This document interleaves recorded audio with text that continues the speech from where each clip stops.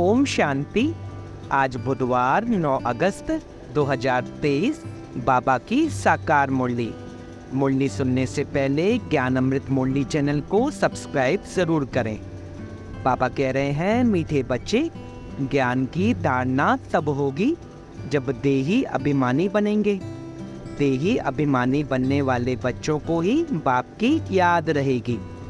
बाबा कितनी वंडरफुल बात बच्चों को समझा रहे हैं। बाबा कह रहे हैं, मीठे बच्चे, ज्ञान की धारणा तब होगी जब देही अभिमानी बनेंगे। देही अभिमानी बनने वाले बच्चों को ही बाप की याद रहेगी। प्रश्न, किस एक भूल के कारण मनुष्यों ने आत्मा को निर्लेप कह दिया है? उत्तर, मनुष्यों ने आत्मा को परमात्मा कहा। इसी भूल के कारण आत्मा को निर्लेप मान लिया। लेकिन निर्लेप तो एक शिव बाबा है, जिसे दुख सुख मीठे कड़वे का अनुभव नहीं। आत्मा तो कहती है फलानी चीज खट्टी है। बाप कहते हैं मेरे पर किसी भी चीज का असर नहीं होता है। मैं इन लेप छेप से निर्लेप हूँ, ज्ञान का सागर हूँ। वही ज्ञान तुम्हें सुनाता हूँ। आज का गीत, तकदीर जगाकर आई हो। ओम शांति। यह किसने कहा? आत्माओं ने कहा, इन ऑर्गन्स द्वारा। आत्मा शांत स्वरूप है। मुझ आत्मा को यह शरीर मिलता है, तब चौकी बनती हूँ। शरीर द्वारा अनेक प्रकार का कर्म करती हूँ। पहले पहले यह निश्चय करना है। और सत्संग में मनुष्य को सुनाते हैं। देहदारी बोलते हैं, कहेंगे फलाना महात्मा बैठा है। यहाँ यह बातें नहीं हैं। तुम समझते हो हम तो आत्मा है। यह शरीर रूपी ऑर्गन्स है। आत्मा परमपिता परमात्मा द्वारा सुन रही है, जिसका एक ही नाम है, शिव। इस समय बच्चे बैठे हैं सुनने लिए। कौन सुनाते हैं? बेहद का बाप। जब परमपिता परमात्मा कहा जाता है तो बुद्धि योग ऊपर चला जाता है। शिव माना बिंदी, आत्मा भी बिंदी है, परमात्मा भी बिंदी है, परंतु उनको परमपिता परमात्मा कहा जाता है। वह बाप हुआ और आत्माएं बच्चे ठहरे। समझना है कि हम आत्मा इस शरीर द्वारा अपने पारलौकिक बाप की संतान बनी हूँ। तुम बच्चों को देही अभिमानी बनना पड़े। और सब जगह मनुष्य को समझाते हैं। कोई गीता पाठी होते हैं, वह भी गीता को याद कर कहेंगे, गीता में भगवान ने ऐसा ऐसा कहा है। समझते हैं भगवान ने साकार में यह गीता सुनाई थी। कोई बैठ वेद शास्त्र सुनाते हैं। वेद तो मनुष्यों ने रचे हैं। निराकार भगवान वेद नहीं बनाएंगे। व्यास तो मनुष्य था। व्यास को परमात्मा नहीं कहेंगे।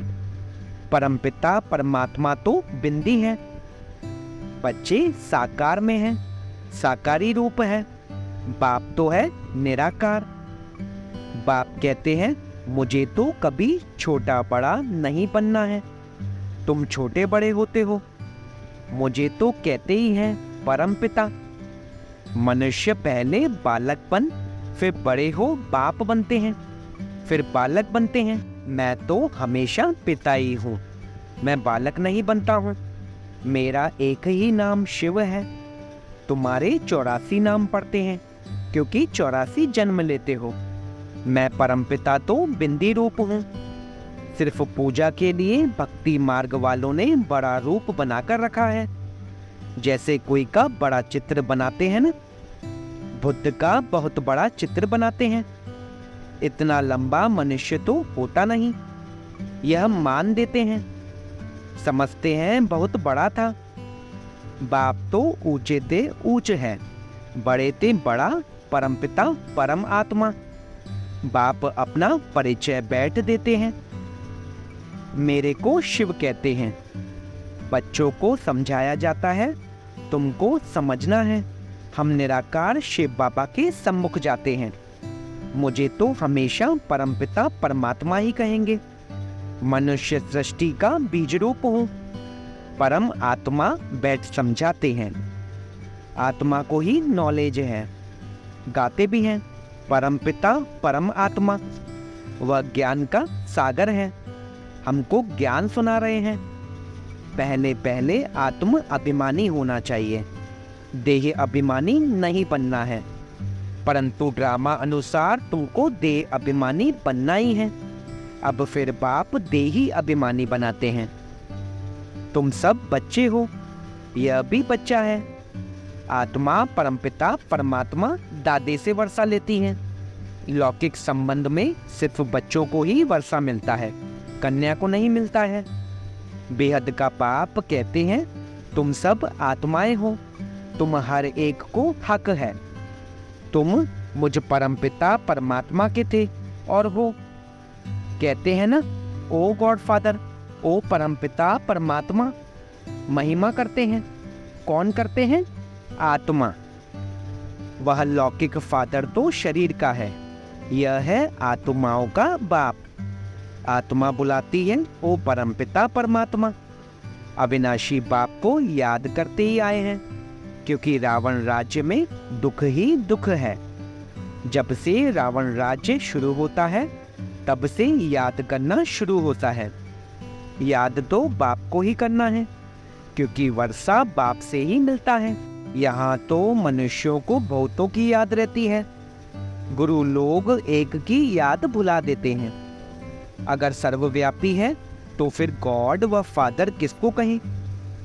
बाप घड़ी घड़ी कहते हैं, बच्चे देही अभिमानी बनो, उठते बैठते मुझ बाप को याद करो।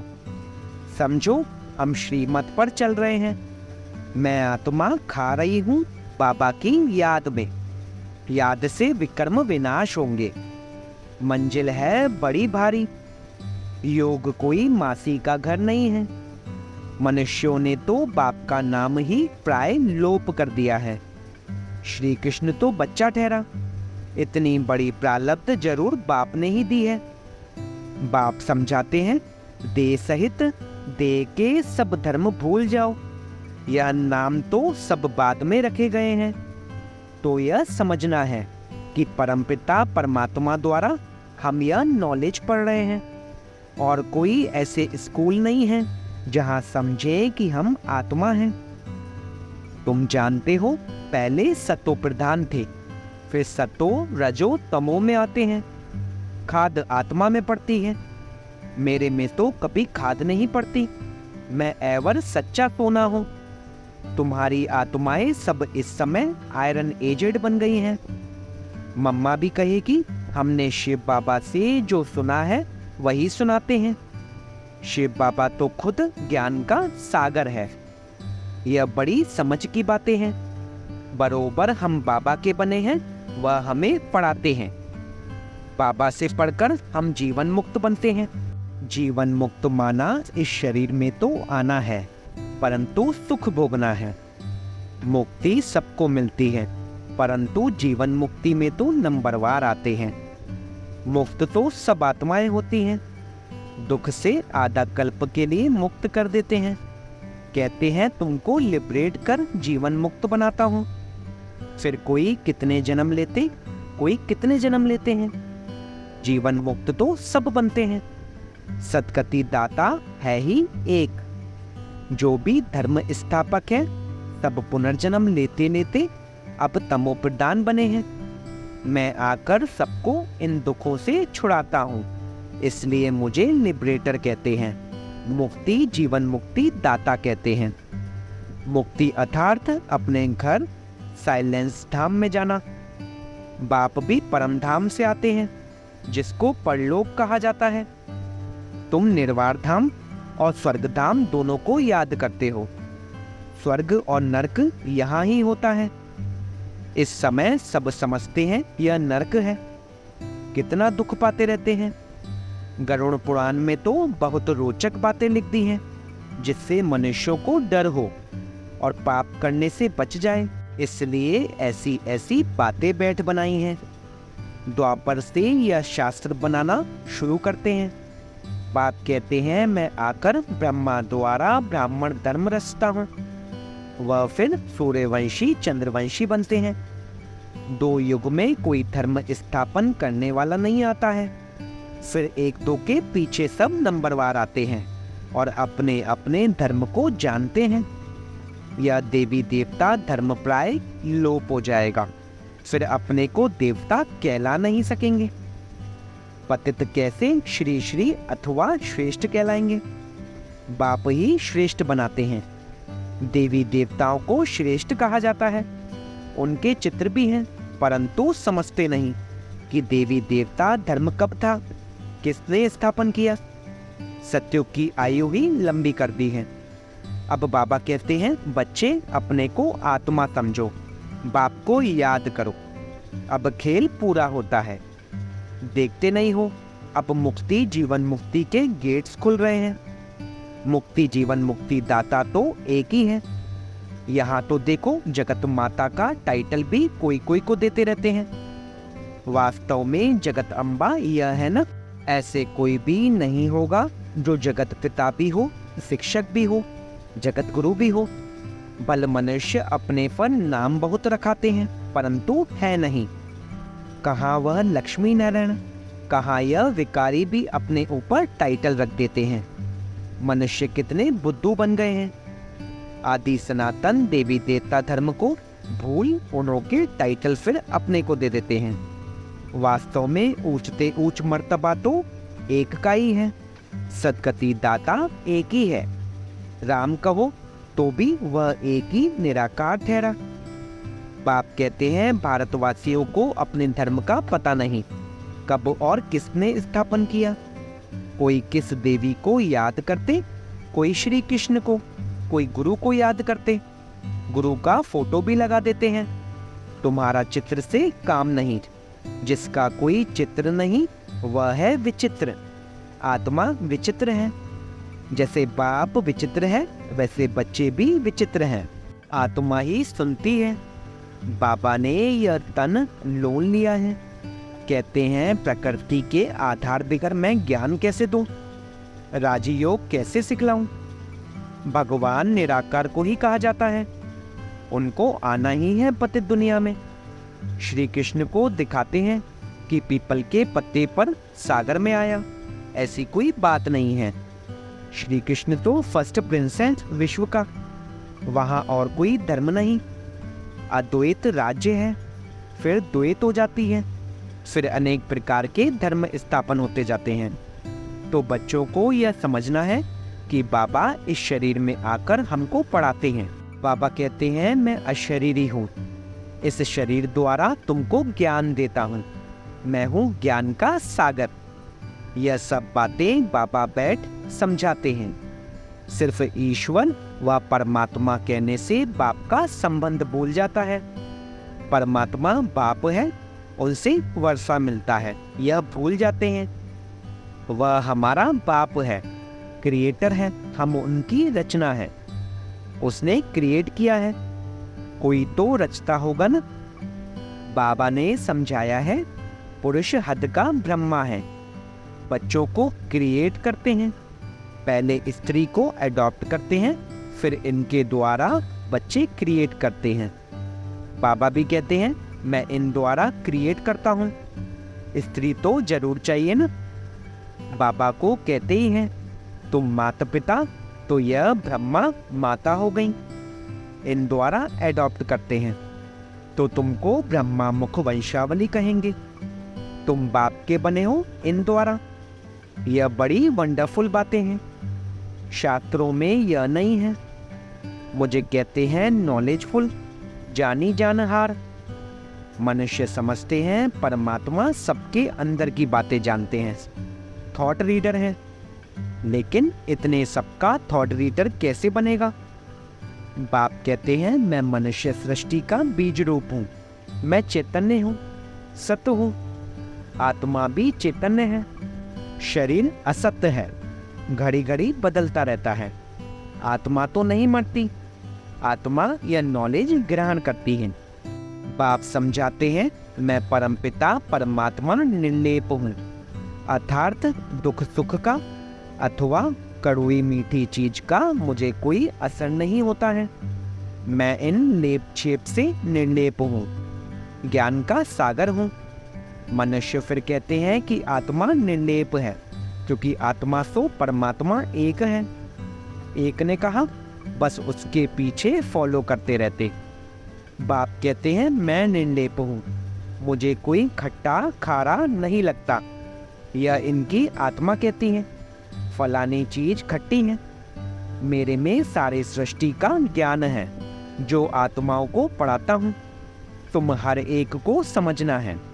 हम आत्मा परमपिता परमात्मा द्वारा सुन रहे हैं। यहाँ तो बरोबर भगवानुवाच है। निश्चय करना चाहिए, गॉड क्रिएटर इज वन।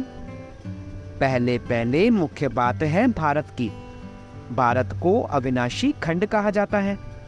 यह भारत है बर्थ प्लेस, पतित पावन बाप का। यह बहुत ऊंच खंड है। यहाँ लक्ष्मी नारायण की राजधानी होगी। यह तुम जानते हो कि बाप फिर से देवी देवता धर्म की सैपलिंग लगा रहे हैं। जो इस धर्म के होंगे वही आकर वर्षा लेंगे। इसको सैपलिंग कहा जाता है। बाबा ने समझाया, देही अभिमानी बनना है। बाबा हमको पढ़ा रहे हैं, हम इन कानों से सुनते हैं, पढ़ते हैं, पढ़ाते हैं। अच्छा, मीठे मीठे सिक्किलते बच्चों प्रति माता पिता बाप दादा का याद प्यार और गुड मॉर्निंग। रूहानी बाप की रूहानी बच्चों को नमस्ते। हम रूहानी बच्चों की रूहानी बाप दादा को सिकवा प्रेम से नमस्ते नमस्ते नमस्ते बाबा। शुक्रिया बाबा, शुक्रिया। वाह बाबा वाह। धारणा के लिए मुख्य साथ, चित्र को भूल विचित्र बन, विचित्र बाप को याद करना है। देह सहित देह के सब धर्मों को बुद्धि से भूलना है। देही अभिमानी हो रहने का अभ्यास करना है। देवी देवता धर्म का सैपलिंग लग रहा है, इसलिए पावन जरूर बनना है। देवीय गुण धारण करने हैं। आज का वरदान, अलौकिक जीवन की स्मृति द्वारा वृत्ति, स्मृति और दृष्टि का परिवर्तन करने वाले मर्जीवा भव।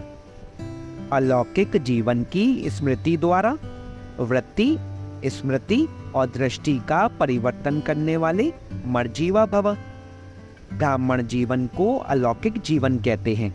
अलौकिक का अर्थ है इस लोक जैसे नहीं।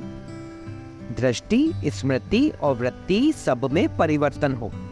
सदा आत्मा भाई भाई की वृत्ति व भाई बहन की वृत्ति रहे। हम सब आपस में एक परिवार के हैं, यह वृत्ति रहे। और दृष्टि से भी आत्मा को देखो, शरीर को नहीं। तब कहेंगे मर्जीवा। ऐसी श्रेष्ठ जीवन मिल गई तो पुरानी जीवन याद आ नहीं सकती। आज का स्लोगन, सदा शुद्ध फीलिंग में रहो तो अशुद्ध फीलिंग का फ्लू पास भी नहीं आ सकता। सदा शुद्ध फीलिंग में रहो तो अशुद्ध फीलिंग का फ्लू पास भी नहीं आ सकता। ओम शांति।